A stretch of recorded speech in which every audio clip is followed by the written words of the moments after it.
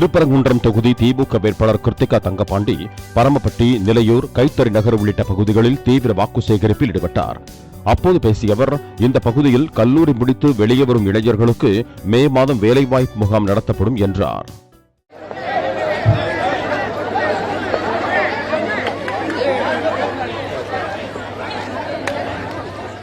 கண்டிப்பா எல்லாரும் நல்லதா இருப்போம். நடந்துட்டு இருக்கிறது திராவிட மாடல் நாயகர் தமிழ்நாட்டினுடைய மாண்புமிகு முதலமைச்சர் மு க ஸ்டாலின் அவர்களுடைய ஆட்சி.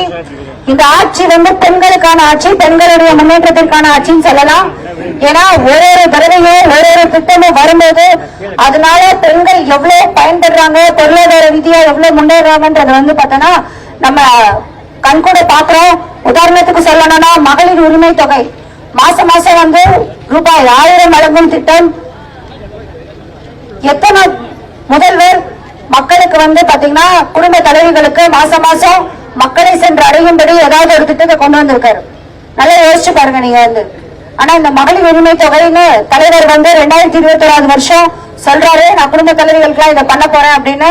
எதிர்கட்சியில் இருக்கவங்க சொல்றாங்க, அது எப்படி சாத்தியம், நீங்க எப்படி பண்ணுவீங்க, இது எப்படி எல்லாருக்கும் நீங்க கொடுப்பீங்கன்ற ஒரு கேள்வி வந்துச்சு. ஆனா நம்மளுடைய தலைவர் திராவிட மாடல் நாயகர் முதலமைச்சர் பதவி ஏற்ற உடனே ஜூன் மாசமே கையெழுத்து போட்ட திட்டம் மகளிர் உரிமை தொகை. மாசம் மாசம் அப்ப இருந்து 1000 ரூபாய் வந்துட்டு இருக்குது. நடுவில் கொஞ்சம் பேருக்கு வராம இருந்துச்சு. உங்களுடன் ஸ்டாலின் கேம்ப் மூலமா அதுவும் எல்லாரும் அடையும்படி வழிவகை செஞ்சு கொடுத்திருக்காரு நம்மளுடைய தலைவர் அவர்கள்.